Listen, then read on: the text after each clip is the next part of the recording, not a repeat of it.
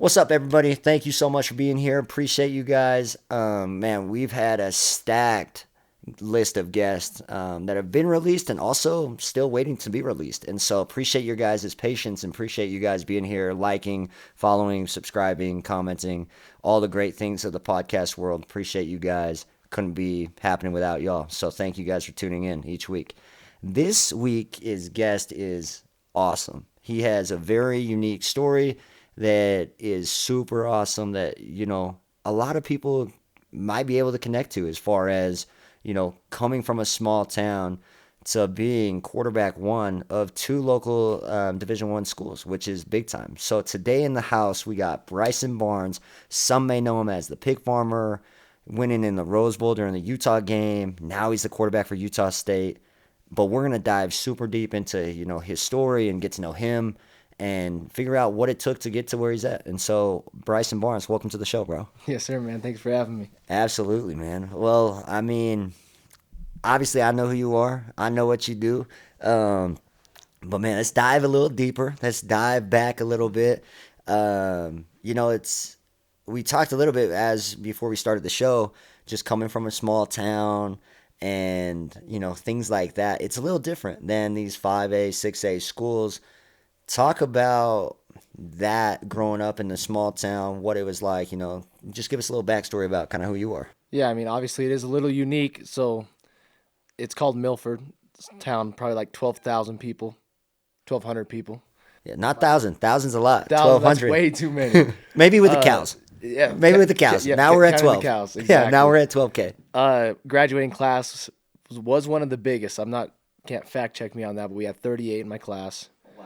So relatively small. I mean, that's really all I knew. I thought it was a big class, almost hitting 40, but so yeah, kind of paint the picture there. Our town's like about a square mile. Wow. And so yeah, you blink, you'll miss it. There's no stoplights. Just a lot of farm animals for sure. But so yeah, growing up in Milford, I actually lived up in Clinton, Layton area for the first 5 years of my life.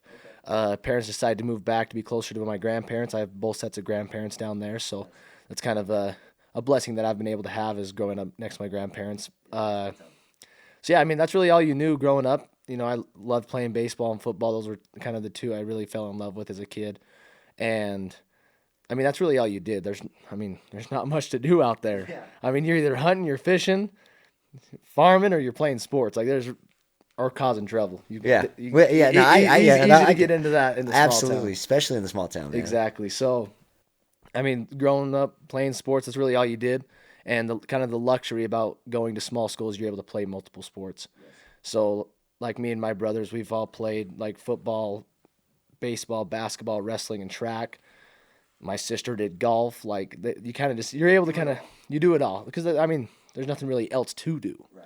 So that's kind of like the running theme down there. But the sport that I always was always drawn to ever since I really started in like flag football, like fourth grade or so, was football, and. So yeah, I mean, just kind of coming up, we kind of looked into like little training camps and things like that, and we found Dustin Smith. He's located in, I want to say like Springville area, but he did some stuff up in Sandy. It's called Quarterback Elite, and so that's kind of really what I got into as far as the training perspective goes. So yeah, in high school, I was just kind of working with him. I'd go to like a camp or two in the off season, kind of whenever. Because you got all those sports going on all at the same time. Right. You're busy. It's not like a typical off season where like a lot of other guys up here in the valley are more, okay, they can kind of rehab. They got some different things in the off season. Dude, your football season ends and you're right into the next sport and you're playing at a high level. It's not like you're trying to you got time to get back into it. Like it's like, yo, Bryson, we need you to be who you're supposed to be ASAP. Yes. Coming off of rust of the other sports. So like if you were to actually like look at the year, like January to about February is wrestling season. Yep. And then like there's no joke from the week of state basketball. So my brother just finished up. They had their state tournament basketball on the weekend. Their first game for baseball was on Tuesday. Oh wow. So they don't even get batting practice before they're out there. Yeah, they're just out there swinging. Facing Jansen Kiesel again, pumping upper 90s. Like, yes. You're out of luck. Yeah, you have fun. Exactly. And then it's like baseball and track seasons goes all the way to May. And then you usually get like a week or two right as soon as graduation happens, but then everybody wants to get their summer league stuff in. So like you've got wrestling camps, you've got baseball, summer baseball games, basketball, and then it's like, all right, now we got to throw in football camps. And so and then that kind of carries throughout the summer. Then pretty soon you're in August all the way to November, and Yeah, it's just a cycle of it is nonstop. exactly. So there wasn't exactly like I'm going to have all this time to go have these quarterback trainings and go focus on football, but I did like I always threw, especially like during the winter. Like I'd throw, like baseball is obviously throwing a baseball, but during the winter I'd be throwing the football around still. But there's only so much you can do when you're doing all those sports. So that's kind of like, I guess, growing up in the small town, kind of what it is like. And then obviously had a good high school career down there. We did play 11-man football. That's always the 1A. They think we play 8-man. Hey, football is football, bro. Like football is football. Like obviously, yes, there's differences of flag football, but I mean, you look at it. There's dudes that are making mixtapes off 7-on-7. So it's like people that want to make fun of different football. Then why I've seen. Okay, real quick, I got to tell a funny story. So I never seen 7-on-7 before until my little brother played last year. And I went and I was like, bro's wearing like a furry tail, goggles on the side of the head, and like shiesties, and I'm like, what am I watching? Like, and no disrespect to any of those kind of things if people are into that, but like me, I was like, bro, like this ain't no football, And like people pull out their iPhone and catch like a little like a little dump down screen pass, and he's like pulls out his iPhone and starts clipping it. Like I'm talking crazy stuff, and I was like, what is this? And everyone's like, no, this is the thing. So anyway, if anyone wants to knock anything, I think there's a couple other things to knock besides like football. So all right, 11-man football, even though it's 2A, 1A, you're still rocking with it. Yeah, okay. We're still rocking with it. We were able to play some upper division teams. You always kind of had to play up. So I played Ogden, South Summit. They were 2A or and Ogden's big. Ogden was 3A probably at that time. Yeah, right? 3A, 4A. They're 4. Yeah, now they're 4. But... Yeah, so we were able to. You played up a little bit, but there's only so much you can do. Right. And I feel like you don't realize. So like everybody, you have the dream of like wanting to play like college football, college sports in general, and I feel like I learned a lot because I didn't really know like what it took. Yes. Like I didn't really know the process, and anybody that I had been around, they went to Snow College back in like the 80s, or they went to Southern Utah University, which was SUSC at the time. So they were still a junior college. It was before they had become an FBS program. Wow. And so it's like you don't really have a ton of like advice of like, hey, a lot of resources down there and how to like navigate that process. And so like there was this like recruiting website thing to help like push your name out. Yes. And I wouldn't say that helped at all. No. Like I don't buy that stuff anymore. Like it just can it help to an extent? Yes, but absolutely super stoked that you are here tuning in each week. Our podcast is so interesting because there's so many different walks of life that come throughout our episodes and things like that. And so hopefully you've been able to enjoy them and seen people that you might not know of and, follow their story. But first and foremost, I want to shout out all of our partnerships and sponsors, Noble Locksmith. Appreciate them. If you're ever in a jam and don't have a key, tap in with them. Lodge 33. Best hat in the game. Love those guys over there. Appreciate them. Dunk Cookies out in Saratoga Springs, and also Mosita Meat Market. Best, like I'm talking best cuts, best everything that you can think of. It's awesome. Make sure you're tapping in there. Appreciate all the love. Thank you guys for tuning in. No, I'm with you. There's limitations with it. Yeah, honestly, like I tell kids this all the time. I actually to help my little brother get offered. I literally, and maybe I'm giving out a secret, I guess, but like I legit went to every football program, any school. It didn't matter. JUCO, D1, D2, D3. I didn't even care. Like, I'm talking to schools that we knew we never would even go to. And I got every list of every email from every football program, football coach, running back coach, D-line coach. It didn't matter. Put them all on a thread and then said who he was as a bio. That was kind of like eyeballing. So he's 6'7". So I was like, 6'6", 6'7", freak, multi-sport athlete. And then I had just a bio of who he was and then stats at the end. Yep. I got way more responses on that than I did any other like platform, anything like that. And don't get me wrong, like I think there is good intentions and people want to help, but like when you get into that realm, it becomes a money thing, and it's you're paying all this money for what? And then they're like, right before you cancel, they're like, oh, 3 coaches reached out to you, and you're like, wait, it's kind of weird, you know? And so, but like a lot of kids don't know that. A lot of people don't know that, even, you know, wherever you're at. A lot of people don't know that you can actually email coaches and just, you know, shoot it out on a Twitter or things like that. So super big time that you even ended up where you ended up without even those types of resources. You know what I mean? Like that's really cool. Yeah, and I would say like I definitely had to kind of take matters in like my own hands. Right. Like and there was one camp that kind of talked about like the communication process with coaches and like being more personal, like sending them a mail where like your bio is printed on a paper with a flash drive of your highlight tape. That was one thing that I was like, I can get on board with that. That's something I look back on today and was like, that was worth it. Right. And you can make it specific to the program. Hey, I like University of Utah because of the culture of XYZ. Yes. Perfect. Not just like a generic thing. You know, you got to you got to do your research and like, you know, what's their mission statement? What do they do? Because, yeah, nothing's more embarrassing when a coach reaches out and you're like, okay, so why are you showing interest in my school? I don't know. Yeah, I don't actually know anything about your school. Where's it located? You know what I mean? It's yeah. It doesn't look like a copy paste email, you know. So yeah, I had to kind of take matters in my own hand. We'd have local schools that would kind of stop in. So like, I'm trying to think of the ones that came through. Utah State came in. Yeah, Utah Tech, maybe? My senior year, they never did. Really? They never did. Kind of interesting. They're kind of. This whole. I'll plead the fifth on that, but Yeah, interesting. I'll it is use the word interesting. Weber State came through, and at the time, their receivers coach up there played football with my OC at SUSC. Okay. So he knew knew some guys. So down there was there. kind of a Okay. connection there. It was like, yeah, come now, we've got a quarterback. So I was in contact with Weber. And this is what year? This was like coming up. The local schools kind of come come earlier. through. Okay. This like sophomore, junior, senior year, right through there. And BYU, they came through one time. I can remember them coming through. SUU would show up, but that was really it. Yeah, like, nothing too crazy. So like when they would come over to the schools, you'd be like all pumped up, like man, this is like the one time a year, like go hit a little arm pump before they come in. Yeah, do something to show what we are. Yeah, down exactly. here. And so like the biggest thing when it came to that was like they want to see you at their camp, and which I wish I would have put more investment in younger, is so like they can see you and as you develop, and like developing those connections sooner. Whereas like did I go to their camps? Yes, but I was kind of just like this is what I'm supposed to be doing. But then, like, I guess it'd be my junior year summer leading up to my senior year. Like, it was, here are the schools we're going to focus on. Yeah, here's where we want to go to camps. And because, like, I mean, think about it. Like, you're playing how many sports?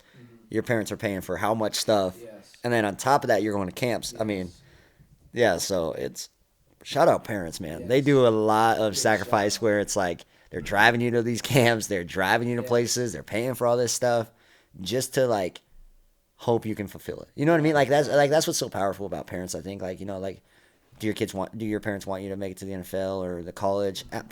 Probably you'd hope they would say that, right? But it's like, do they probably know the reality of even that happening? Probably too. But they obviously don't want to like shoot you down. And like, so still to invest that and to love you through that is just so powerful. So shout out all parents out there, man. Yeah, Like they're real ones. Because, like, the camps, I mean, they're not exactly cheap. Yeah, they're not either. cheap. Not at all. And you start digging into, like, these exposure camp stuff. Like, I don't buy that. I do think it's a waste of money. I will not send my kid to an exposure camp. I don't think that's real. But hey, you can get a mixtape for an extra $400, and you'll get 5 offers.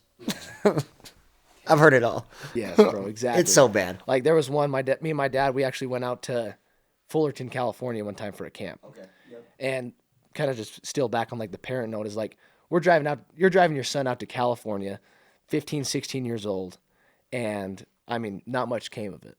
You know what I mean? It's like, but you were able to invest that type of money into your son because that's what you wanted him to accomplish his dreams. Right. And so it's just really cool to like kind of have parents like that like we were financially stable enough to be able to do that. Right. You know, some people don't have that luxury. And it is tough, but now that I've learned that, like, you don't need to go spend that money driving your kid clear down to California for some exposure camp. Yes. But big nugget right there. That's a big nugget. Big nugget. Yes, because there's a lot of kids and parents that just get so fixated, especially now with the NIL world. Yeah. They're like, "Oh, sign with this person, do this, do that." I'm like, dude, trust me, I can do exactly what you're about to pay $5,000 for a lot less, if anything at all. And now that I think about that, I went through this whole process before the whole NIL thing. Right. Like so probably prepared you. Even with like this 105 number coming out for FBS programs, like it the whole college football landscape looks completely different, but I still would not take back the exposure camp stuff. Like to me, if I'm going to camp, there better be colleges there for one, or it's a technique and fundamental camp. Way more important. Way Way more more important. vital. I would say that's really what kind of even got me able to even play at the college level was because I had good technique and fundamentals because I worked with quarterback elite. Like I took what I learned because I was only able to go to like 2, maybe 3 camps a year. And so I'd take that and I would religiously sit there in my mirror, breaking the ball apart, making sure my elbows were straight across 180 degrees. Like I was so invested in that.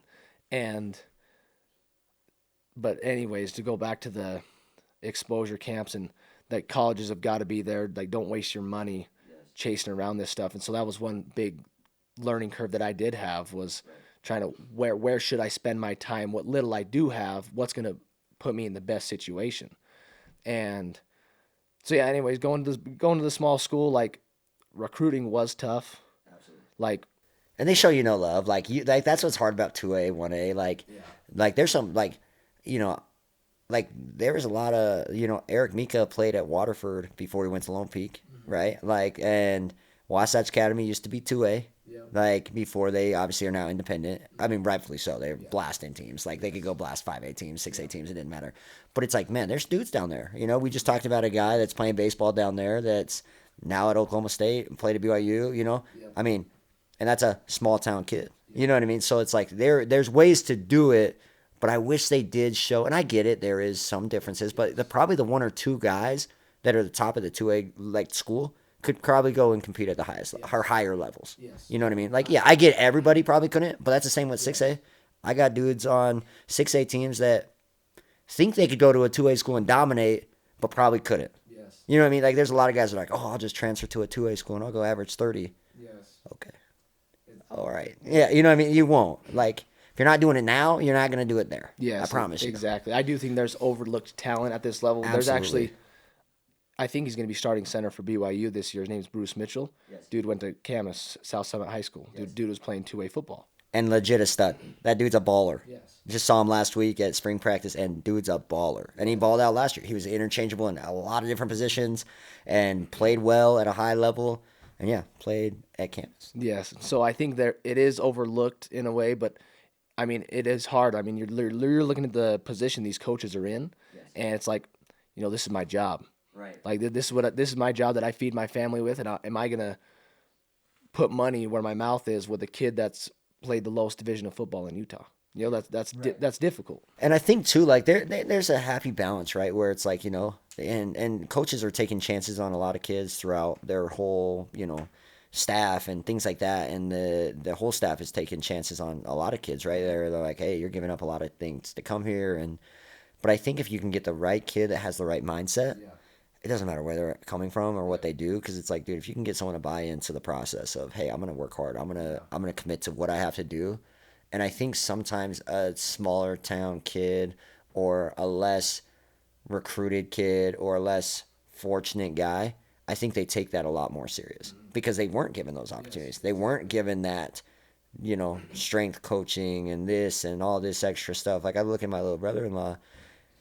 He wasn't a 5-star recruit. He wasn't, I think, he played for a really good high school coach, Coach Wong, that won a lot of championships with Timview and things. He was kind of at the tail end of his career as far as coaching. Didn't go to camps. And so everyone was kind of like, well, he didn't go to camp, so I'm not going to rate him and this and that.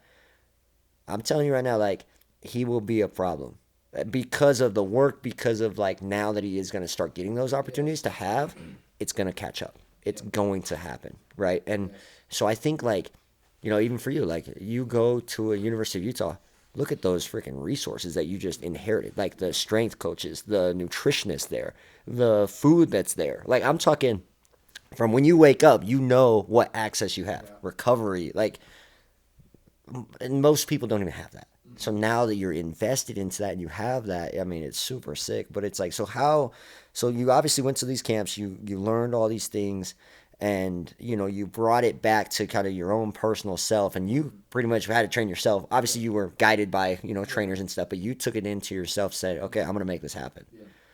You have a great junior senior year, as far as like committing to the grind and committing to the process. like going into your senior year, end of football. How was that? Did you commit to Utah right away? Did you go on a mission? Like, what was that next phase of your life after that? Yeah, so like obviously I said recruiting was slow, and at the time, University of Utah offered me a PWO. That was the only thing I had all the way up until I want to say like mid January, which was a little frustrating because I was in contact with like SUU and they weren't saying anything. And I actually knew a guy from like around Richfield area, and he played with Mike Leach back in the day. And that's what kind of bugged me. What kind of really pushed me to Utah is like, SUU was super close. It would have been really convenient. Mike Leach watched my film, had a dude offer me a PWO the next day. He goes, "Yeah, we don't have a scholarship. Like, I want this kid up here. This kid can play." And so it frustrated me that a dude can watch my film in 2 days and at least take some action than a school that's super close, been following me for the last 3 years and didn't really work out. Right. And I think that's kind of one of the most disappointing things in the recruiting process. And I think, and I'm learning that right now with with what I do in business and what I do with work. It's just communication. Communication's key. You know what I mean? Learned a lot of that in therapy and things like that throughout my life. And it's just like, man, like you don't have to like even if they weren't going to offer you, it's okay to say, hey, you're a local kid. We like you, but we just don't think you played at the highest level. Maybe go to a JUCO. Shoot, at least you know. Yes, exactly. At least you know. Like at that point, and you're more respected. Like you have more respect for that. But where it's like this thing, like where it's like, well, I'm the college and I'm this. It's like, man, you got kids out here that are willing to like die like for this stuff. They're transferring high schools. They're doing this. They have to go. Their parents are getting told if they don't pay XYZ for these AAU teams that they're not going to make. They're doing all these things to not even get communicated back is crazy. So it's like, again, if you don't want me, it's okay. Like, with me and my little brother, when I brought him through this process, I was like, look, dude, like if they don't want you, they don't want you. We got to just move on and we got to go places. Exactly. Like Utah Tech, they did a big push at the end for him. They came down, they showed him all the tuition, all this stuff, and they broke it down and we're like, look, you're going to be paying zero. This is how it's going to be. And, made him feel so wanted that he was like, it wasn't the biggest school by any means, but he was like, wow, like, then obviously Jay Hill came and their staff came in and showed that same kind of interest. And it was like, wow, like there's a lot of dudes that would go in as a PWO because they're wanted there. Hey, we can't give you an offer, but we want you here and we think it could be cool. It's just communication. That's all it takes. That's exactly. So college coaches, pay attention to Benconnected. Just communicate, y'all. Just communicate. It's okay. Just if you don't want a kid, it's okay. Don't lead them on, because like no one likes that. No one likes that like non-communication. Like don't know my role. Like if you don't want me to be a 30-point game guy, just tell me you want me to be a 10-point game guy, and I'll go be the greatest 10-point game guy you want. Yeah. And if it's not the right fit, it's okay to leave and go explore other options if that's not what you want out of what you're doing. But at least have that conversation so then you can both create a good relationship to then change a persona of it. But when it's just like wild, wild west of like, well, sorry, man, we didn't know. And then you go and like do what you did at Utah, and I guarantee they wish they had you. You know what I mean? Like really, like whether they admit that or not, I guarantee they're like, dang, we could have had them. And then it's this hindsight thing where it's like you could have just communicated early and who knows what would have happened. Yeah, exactly. You know I feel what I mean? like that's really what kind of led me to Utah was like it was the communication. 100%. Like I was talking to Coach Scally all the time, which I'm pretty sure was to get me up there to play safety. Okay. I will say that I don't think I was being recruited there to play quarterback. Right. I think it just ended up working out that way. Yeah. But it was just like him and Coach Puha. Coach Puha's down at BYU now. But Coach Puha, Sione, right? Yeah. He's a stud. Dude's a baller, man. I love Coach Puha. He is a baller. Yes, they're great. And so like they were always in contact with me, like, man, you should come up here. And when I was at there was a game in 2019 because they'd invite me to come to the games, right. and it was Utah versus Arizona State, I want to say. And at the time, I think Tyler Huntley hurt his knee, and so Drew List came in. Yes. And like right after the game, Coach Puha actually called me and was like, man, like when Drew got in, like I was thinking about you. Like Drew came in as a walk-on and kind of worked his way up, and there he is playing tonight. And so it was like things like that where it was like, dang, there's effort. There's more effort. Like he took the time out of his night. I'm currently driving down. I was about Scipio going back home to Milford, and this man's calling you after a game, telling you me that. A call. Dude, like I got to be careful here, just because I work with a lot of schools in the state. So I just will not say names of the universities, just because I don't want to do things. But it's interesting with like my little bro, like. Similar stuff, man. Like, he really wanted to go to a university really bad. Like, he was all about it and he wanted to go. And the staff that was there at that time were just kind of like we were privileged to talk to them and just even like have them say hello to us.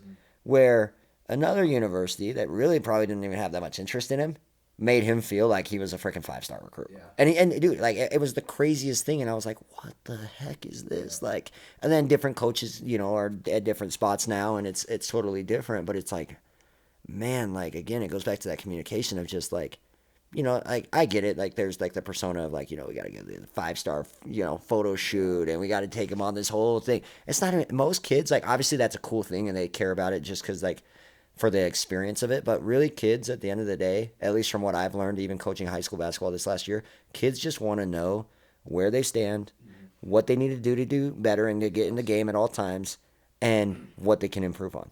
And if you can just talk to them about those things, your job as a coach is easier and your life as like a team is so much better. Yes. Right? Just because everyone knows their roles at that point. Yes. But if you don't know how to talk about it, I mean, you got Coach Pua calling you after a game where you're not a 5-star recruit, you're not a big time guy, but he's calling you to say, hey, we want you here. That's light years of advancement of a coach, because if a coach calls you and says, hey, we want to offer you, and that's the extent, it's cool. But now you have this other guy saying like, hey, that could be you, and we see it.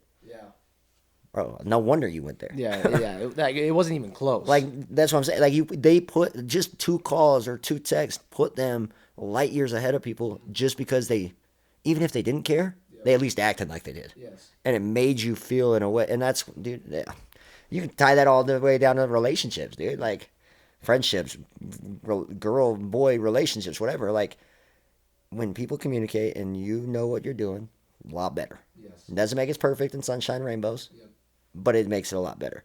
So you get these calls, you're at the Utah game, you're loving how it is as far as the communication there. Did you commit right away? Like, how did that process go? So I didn't commit right away because of the contact with the other schools that was kind of going on at that time. Like, I had Central Michigan come out to Milford. Big time. Never heard from them after that. Really? So they came out though. Yes, I had a shout out Central Michigan for coming out to Milford. I had a phone call with their head coach. Dude coached for Florida for a while. Okay. Had just gotten up there. I can't remember what his name was. Like, dude called me and like they were all fired up. They came out and saw Milford and never heard from them again. Never heard from them again. That was a rough one. But okay, dude, I've seen that. So it's the funniest thing. So my little brother had Colorado State come to a game, and we played Corner Canyon. And Corner Canyon that year was nasty. Like, I'm talking nasty. And Westlake traditionally has not been great at football. They have had a lot of good talent, and they've had a lot of good dudes. They typically all leave to Lehigh. Yeah. Shout out Lehigh for recruiting. But we won't get into that. But, so a couple of their banners should probably be, like, co-banners with Westlake. But, like, at halftime, it's like 50-0. Corner Canyon's up.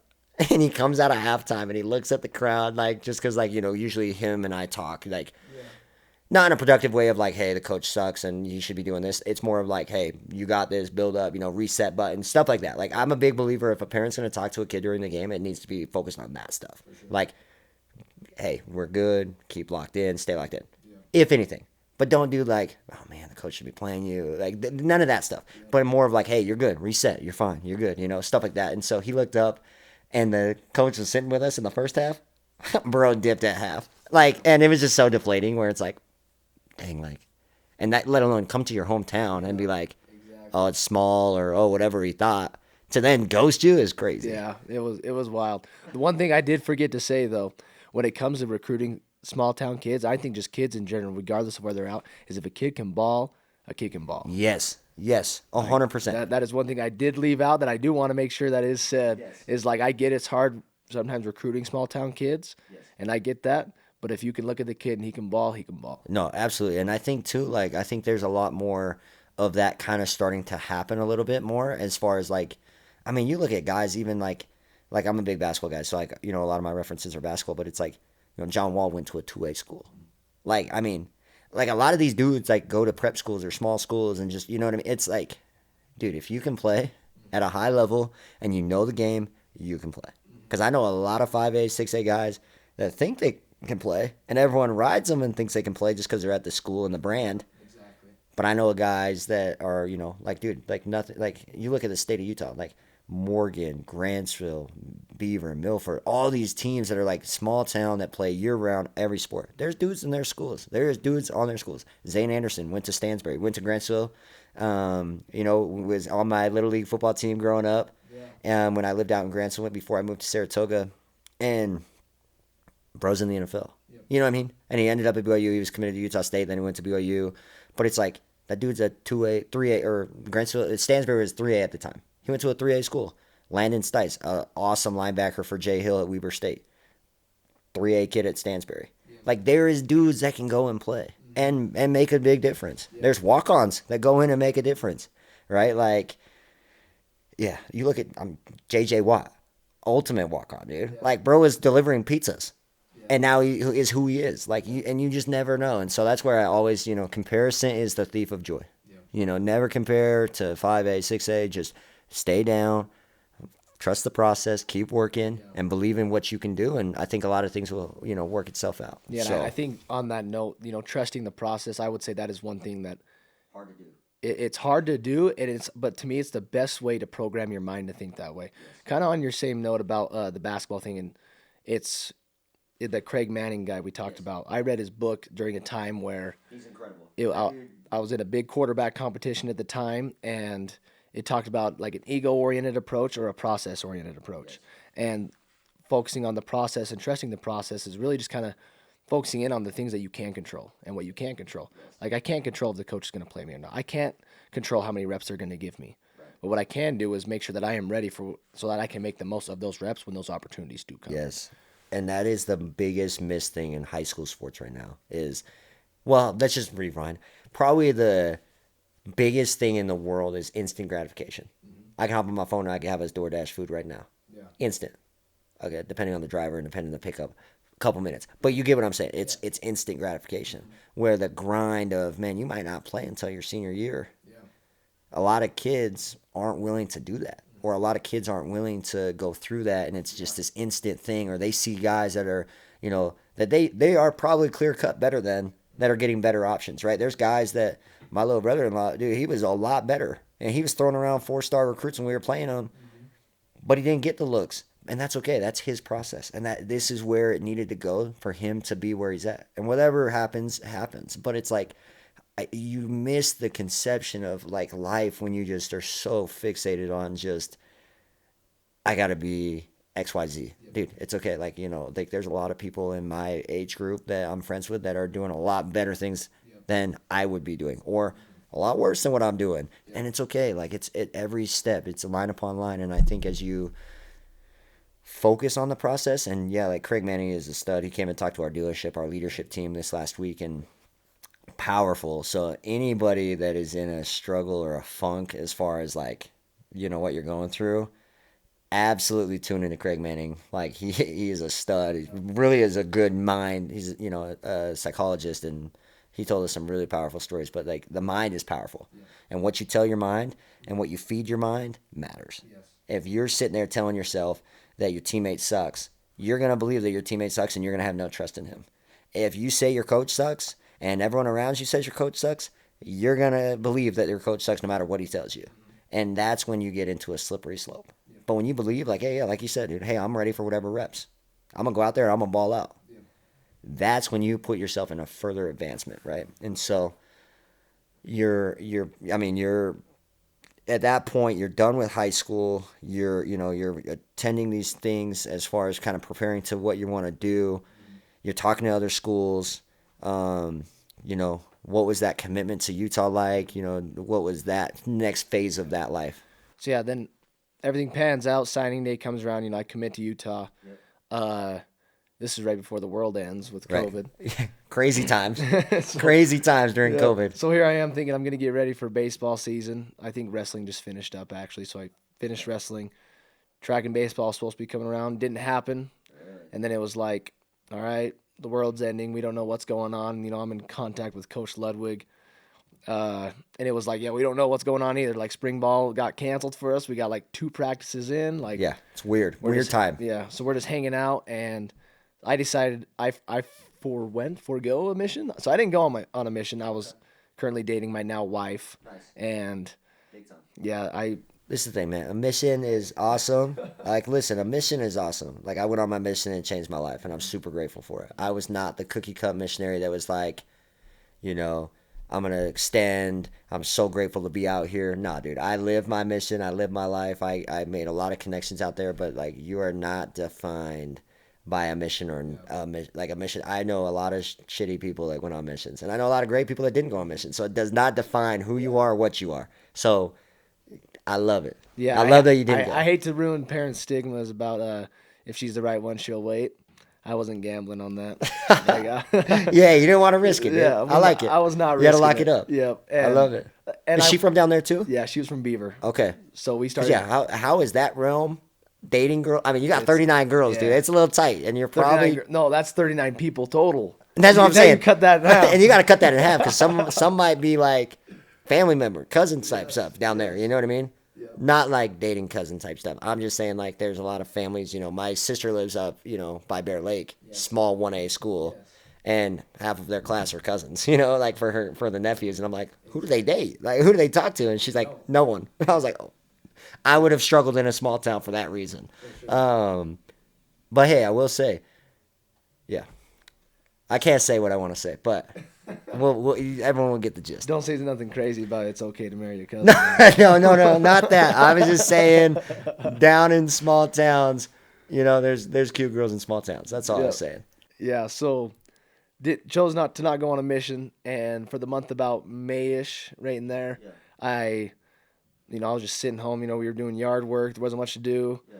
Dad pretty much told me to get a job, and so at the time there was a big solar field company that was working out of Milford, and so I can't remember how many acres it was. It was a couple hundred acres, and so I kind of worked out in the blazing sun from like 5 to 3 every day, Monday through Thursday, just kind of workhorse, just working. That's what you just that's what you do. Just kind of what you did, and so I kind of did that till they said, hey, like we're ready for you. Like come up when you can. Sweet. And that was somewhere around mid-June. Got up there and COVID was all weird, but you're like living the dream. Like I remember the first packet I got, I couldn't believe what I got like an 80-page packet, and I'm like, what is this? Right. Like, this is insane. Right. And so that was just kind of like eye-opening, because I thought high school, you feel good about like my knowledge about football. Yeah, I know it. Cover 1, cover 2, cover 3, cover 4. Like, let's go. Yeah, you're like, I'm good. I'm ready. And then I get this pack, and it's like, oh, we're going to call this 53 Packer. I'm like, well, what the crap does 53 Packer mean? That's a coverage? Yeah. Or like 53 Mike Fire, and you're like, why did we call it a 53? Yeah. And so there's a lot of logistic stuff that you kind of don't realize. Yes, and like it was eye-opening. I was like, dang, I thought I knew football, but I knew about this much to compare to what football actually is. And as a quarterback, bro, you got to know your calls. Yeah. You got to know audibles, and you got to know defenses like in and out, because you got to know what they're going to call. You got to look at their defense and say, okay, they might switch into this, and they typically do switch out of this because they're throwing you off all the time. Yeah. So not only do you have to know your plays to put your guys in the right spots, you also got to be able to read a defense. Because if you can't read a defense, the fans sure enough will let you know. Yeah. The couch coach is what I call them. Yes. The many coaches coaches out there that pay money to watch your games, but they know the answers. Yes. And so I get there, and fall camp was all kind of whacked out. The season was. Who's in that room? Like at that time when you came in, you had Cam Rising. You had Cam Rising, Jake Bentley, Drew Lisk. Those were like the 3 guys. Okay. Those were the only guys that were allowed in the quarterback meeting rooms for the first 4 months. Especially because of COVID. Yes, because of COVID, we couldn't be in a confined space. So I was not in a quarterback meeting till 6 months after I had gotten there. And also unique and hard. Yes. So I essentially had to teach myself the offense before. So you had those 3 guys, and then Cooper Justice was there. He was my age. Me, Nick Billups. He was at BYU for a bit. Yeah, now he's at UCLA. He's at UCLA.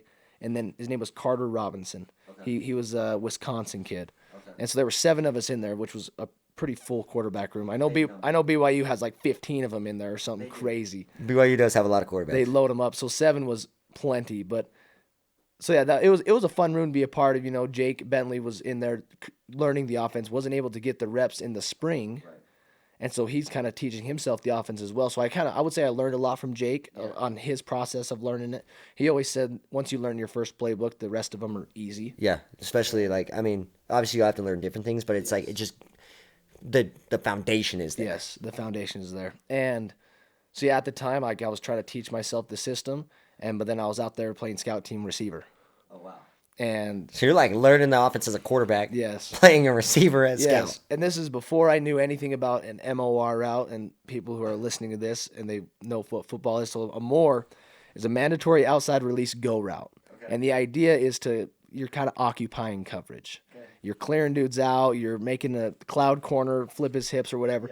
And well, at the time, I'm like, dude, I got to go route. Like, throw me the go. Yeah. And so I'm running go route after go route after go route, like waiting for a ball to get thrown. I'm like, come on. Yeah, you're like, guys, I'm ready. Yes, and that was before I knew what a MOR was. Hey, shout out the terminology of football, man. There's a lot of things you're gonna learn at the next level that you might not know. Yes, exactly. And But dude, shout out you though, man. Like, let's talk about that real fast. It's just like you went in as a QB, as a walk-on, right, which is awesome. You went in there, and you could have probably pouted if they were like, "Hey, you're not gonna really play quarterback today. You're gonna go play scout receiver." Like I'm not like you're not even scout quarterback at that time. You're freaking scout receiver, and you go out there and you're like, "Yeah, let's run a go route. I don't know what I'm doing, but I'm gonna run it." Like, just kind of again goes back to who you are as a dude. Just goes to show kind of how you operated. So real quick, just wanted to shout that out. yeah, So. and so there was like I think we played like 5 games that year. Yeah. And Cam got hurt in I can't remember what game it was. And my career, I mean, Cam's my dog. Like, I love that dude. His injuries benefited me more than probably anything in my college career. I mean, 100%. Him going out definitely placed you in a spot to Like, do your thing. it makes me sick, the injuries that dude had to go through. Like, I know it's so hard because like I'll be honest, I'm more like again I'm neutral just because I have love on both sides and things like that. And I heard a lot of things about Cam before I actually met Cam, and I met him with GB this summer or last summer, and just talking to him, and I was like, wow, he's a good dude, man. And so like he's just been dealt with a lot of unfortunate things, and everyone kind of is like, oh man, he's been there for 8 years and this and that. It's like, dude, he has, but he's also like in that realm to still go out there and do what he does and still like want to do it even with getting mocked by everybody.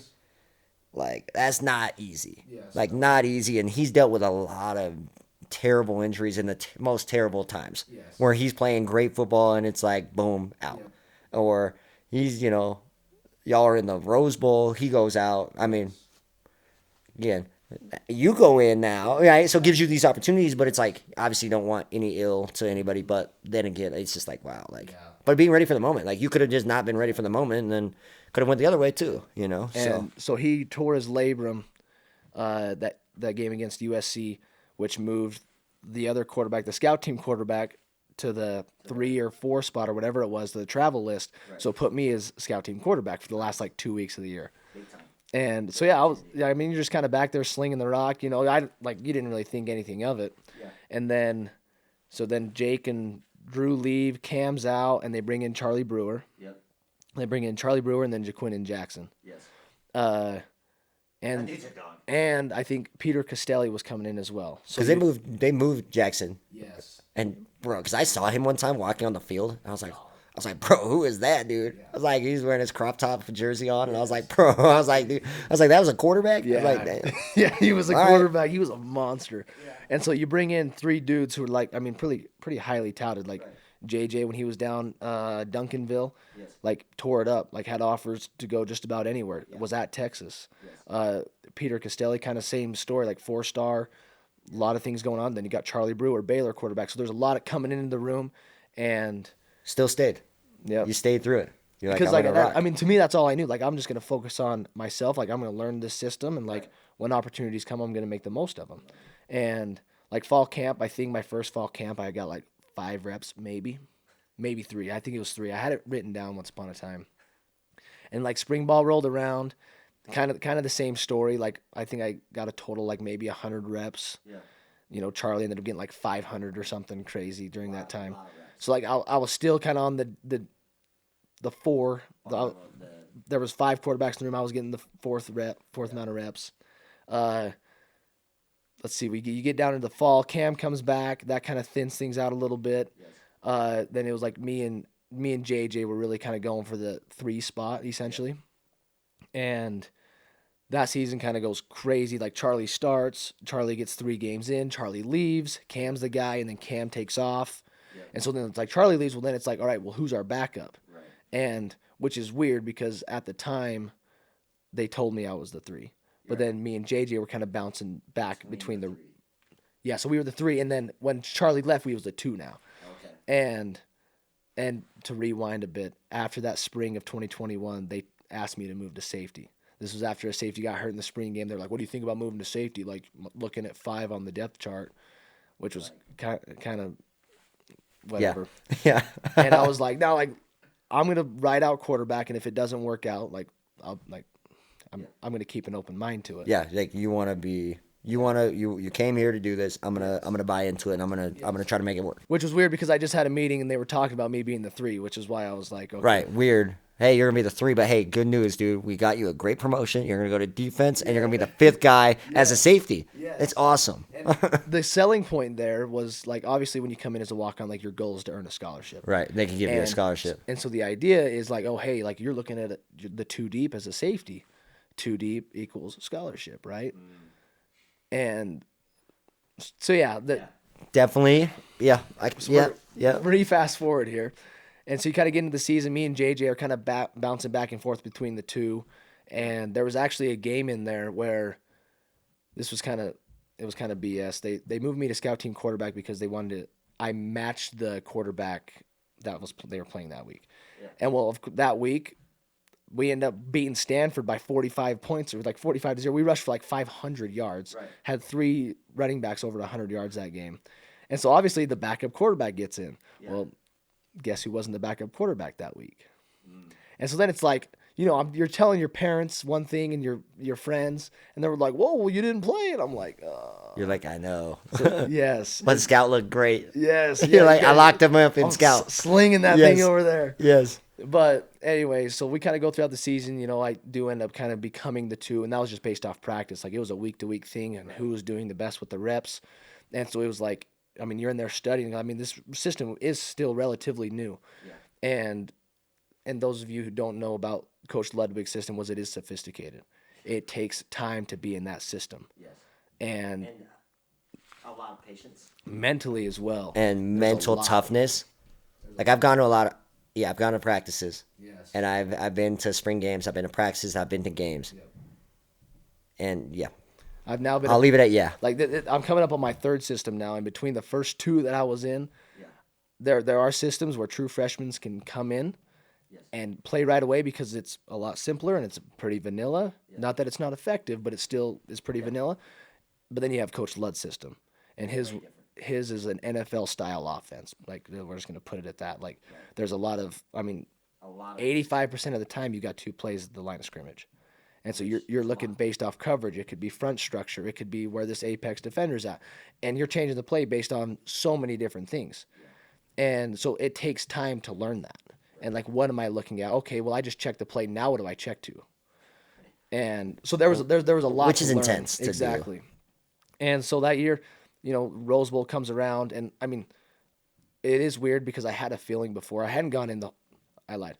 The one game I did play in, Colorado, I took a knee. Hey. I got in to shout out my dog to go in there and get the knee out. 21.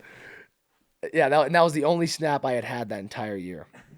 And for some reason, like we're getting ready for Ohio State Rose Bowl, and I'm like, I have a feeling I'm going to go in. And like it was like, nah, like you haven't played all year, bro. Right.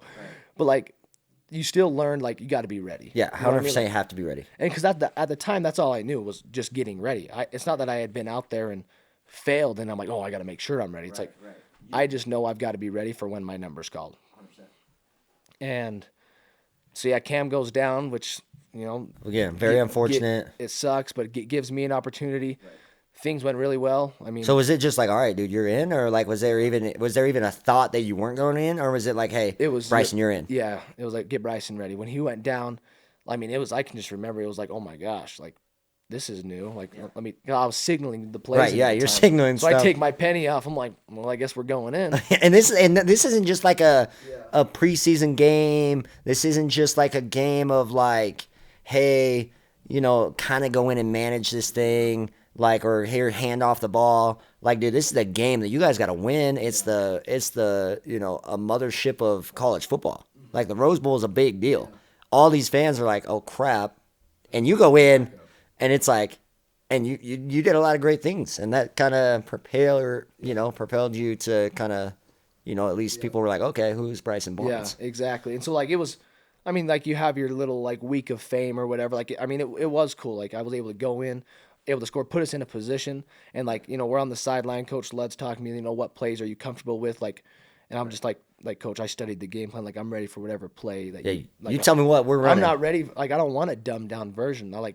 I want to go in there and operate just like Cam did. Like that was my goal. That's how I saw myself and how I wanted to be. which is big time to have that much preparation without even a guarantee of whether you're playing or not. Like the fact that you're like, no, coach, like I'm good, like I can run any play, it doesn't matter. Because like, man, when you get into those twos, threes, you're like, oh crap, okay, we got to change the whole playbook, and that's when teams get in trouble. So to have a backup, be that locked in, that focused not only on the playbook but the game plan, without any expectation of playing, again, says a lot about who Bryson Barnes is. And I also think it's back on the communication thing we talked about. Because when I was the three coming into out of fall camp or whatever, he talked about what it's like to be QB3. Is like you don't get any reps, but you have to be ready. You're 2 hits away.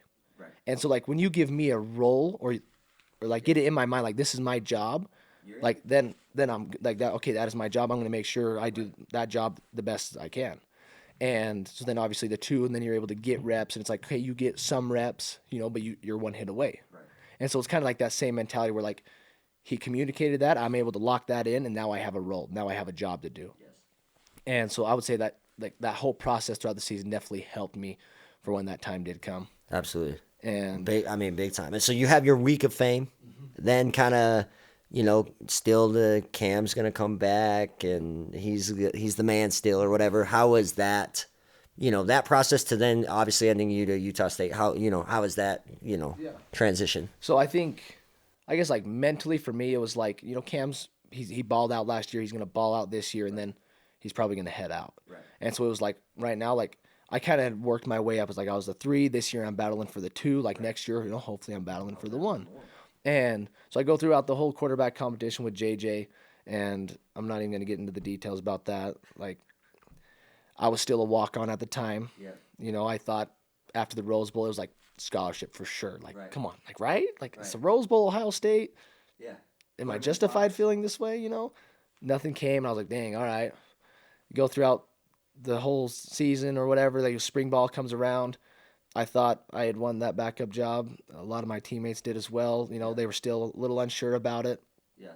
And Well, I think again, it probably like not only did you do what you did, but I think there has to be probably in some degree it was like, well, JJ came from Duncanville, this and that. This man came from a 2A school. Do we really? Was it just a one-hit wonder? You know what I mean? Which is so messed up. Like you just showed what you did and showed how bought in and locked in you were. yes. Interesting. Still, because I mean, like, was I as talented as JJ was a freak athlete? I mean, the dude's he's at the NFL Combine this year. You know what I mean? Playing running back, he's playing a completely different position. Right. And so it was like, were we matched on athleticism? Absolutely not. Like, I'm not even gonna sit here and try and stand on a stool and say that. But for sure.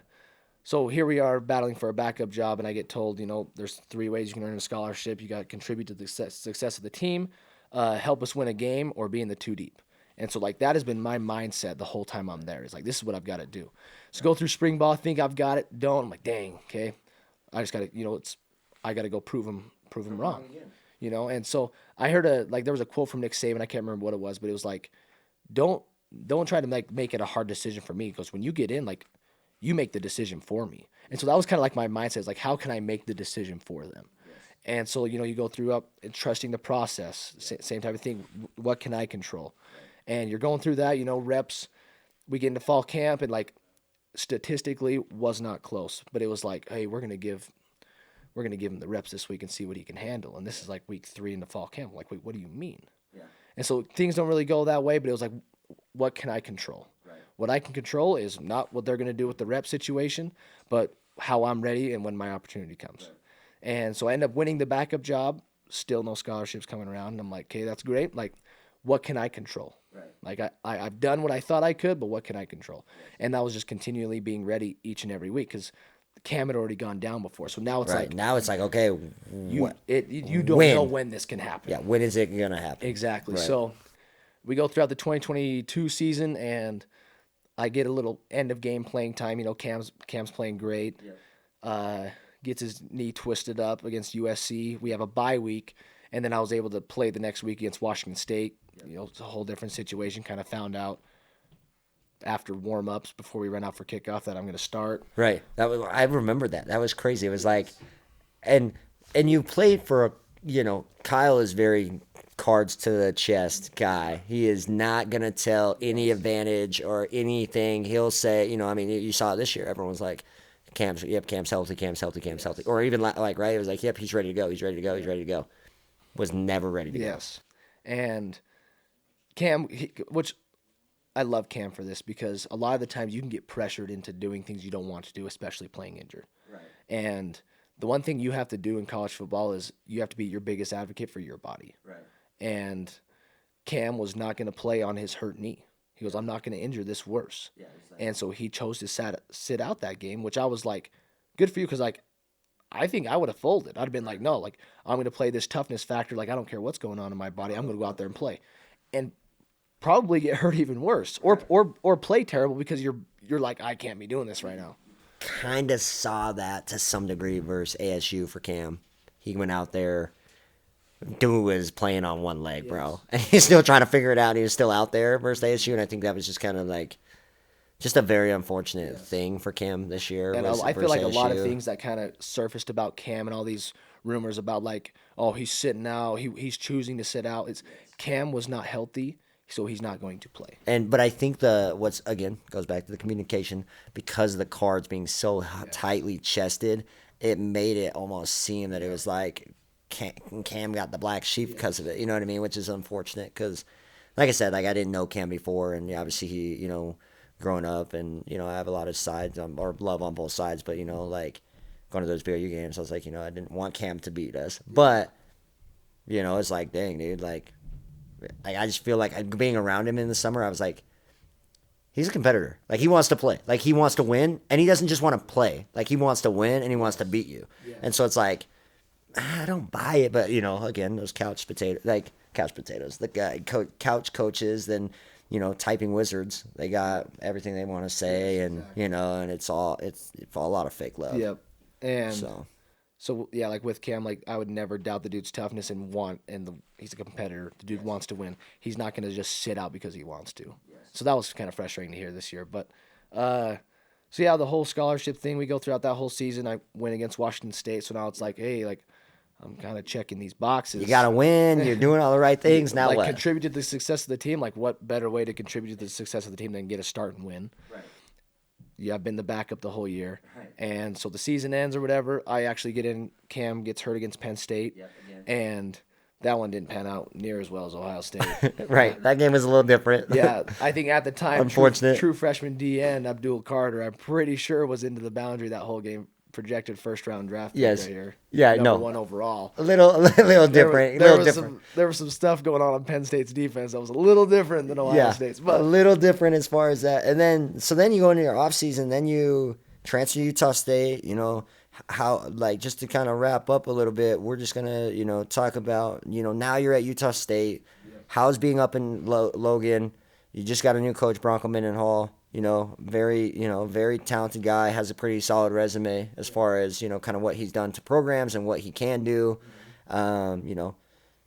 Just touch a little bit on that before, we ask one more question, and then we'll get you on your way, bro. So end up at Logan. Like couldn't be happier about being up there. Beautiful spot, man. It Logan is is. beautiful. It's I great. didn't, I didn't go up there that much. We have 3 dealerships up there, and so I've been able to make my way up there. And dude, Logan is a kind of a hidden gem, It is. Like I do really love it up there. and their student section is crazy. They are. Like The the herd is crazy. the The herd herd is is crazy. nuts. The herd is crazy, especially like Yo. back in the day, like when they had Wild Bill at the Utah State basketball games. Bro was nuts. Like shirtless, big old dude. We'll drop a clip below of Wild Bill in a basketball game, but it is unreal. But the herd's crazy. The Maverick Stadium's dope. The venue's gorgeous.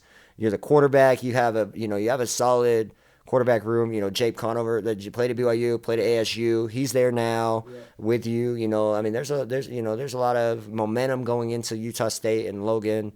What's kind of the vibes with having Bronco there? Yeah. What's kind of your plan this year? Yeah, no, super excited for this year.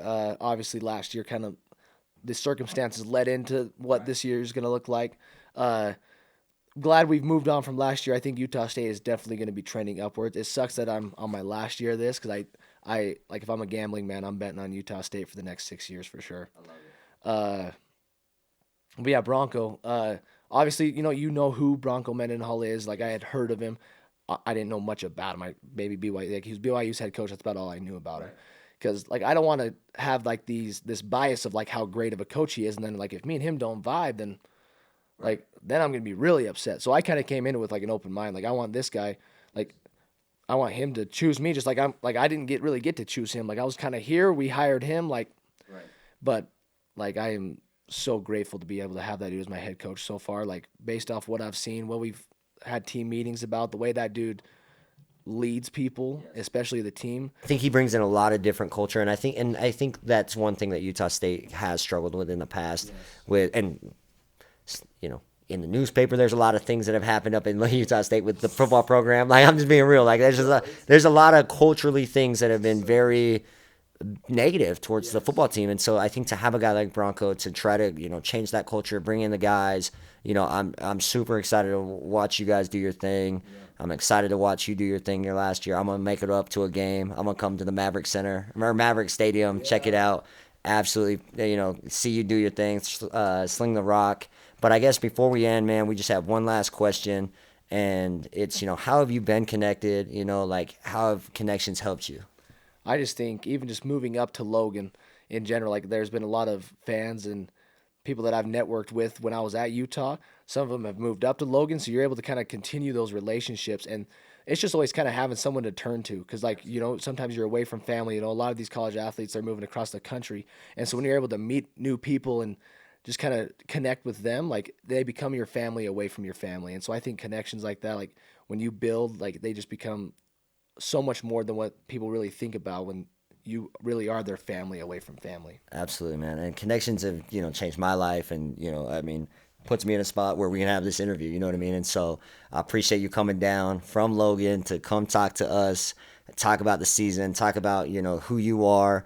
I just want to make sure all of our subscribers and followers are making sure you guys are following Bryson Barnes. Make sure you're tapped into him this year. Cheer him on at Utah State. Tap into all of his social channels. And, Aggies all the way. Hey. Shout out everybody. Again, like, follow, subscribe. Appreciate you guys being here. And stay tuned for the next episode. All right. Perfect.